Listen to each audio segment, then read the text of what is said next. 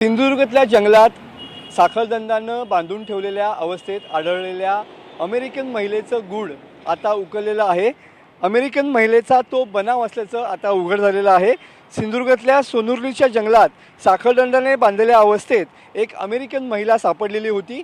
जवळपास 6 ते 7 दिवस या अवस्थेत ही महिला होती। ललित कुमार असं या महिलेचं नाव होतं। रत्नागिरीतल्या मनोरुग्णालयात या महिलेवरती सध्या उपचार सुरू आहेत।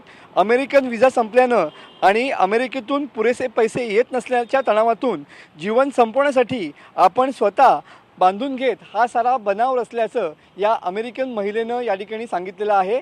स्वतः बांदा पोलीस या ठिकाणी त्या महिलेचा जबाब घेण्यासाठी आलेले होते। त्यावेळेला मनोरुग्णालयातील सुद्धा वरिष्ठ अधिकारी या ठिकाणी उपस्थित होते। त्यांच्या उपस्थितीमध्ये हा सारा जबाब या अमेरिकन महिलेने या ठिकाणी नोंदवलेला आहे। मनोरुग्ण महिलेचा वरिष्ठ अधिकाऱ्यांसमोर या ठिकाणी जबाब नोंदवण्यात आल्याचं पाहायला मिळत आहे। बांदा पोलीस सुद्धा या ठिकाणी येऊन तिचा जबाब नोंदवून गेलेले आहेत। सध्या या महिलेची जी अमेरिकन महिला आहे तिची तब्येत पूर्णपणे या ठिकाणी सुधारणा होत आहे। तिचं या अमेरिकन महिलेचं लग्न देखील झालेलं नाही आहे।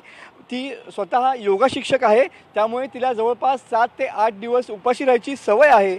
जंगलात उपाशी राहून मी मृत्यूची वाट बघत होते अशी ही कबुली या ठिकाणी या अमेरिकन महिलेने दिलेली पाहायला मिळते। त्यामुळं साखळदंडाने बांधलेल्या या अमेरिकन महिलेचा बनाव आता उघड झालेला आहे। त्यामुळे आता पोलीस या महिलेच्या बाबतीमध्ये नेमकी काय कारवाई करतात याचीच सगळ्या सिंधुदुर्ग आणि रत्नागिरीवासियांना या ठिकाणी प्रतीक्षा लागून राहिलेली पाहायला मिळते। कॅमेरामन समित गजनेसह मी मनोज लेले, TV9 मराठी, रत्नागिरी।